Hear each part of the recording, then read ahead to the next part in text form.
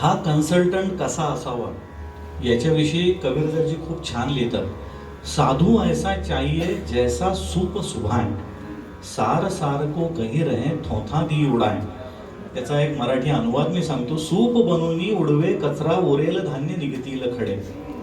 म्हणजे हा कन्सल्टंट कसा असावा? सूप बनवून उडवे कचरा उरवेल धान्य, म्हणजे थोडक्यात तो धान्य शिल्लक ठेवेल. सूप बनवून उडवे कचरा उरेल धान्य निघतील खडे. गुरु असावा सांगणार आहे हित अहिताचे बोल खडे. गुरु असावा सांगणार आहे हित अहिताचे बोल खडे. जसं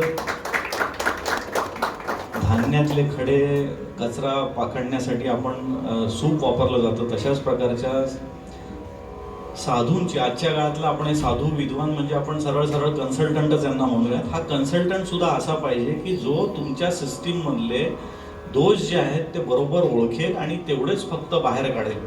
कबीरदासजी या माध्यमातून आपल्याला हे सांगतायत की तुमच्या मनातली नकारात्मकता तुम्ही बाहेर काढा या गुरुच्या माध्यमातून, या कन्सल्टंटच्या माध्यमातून.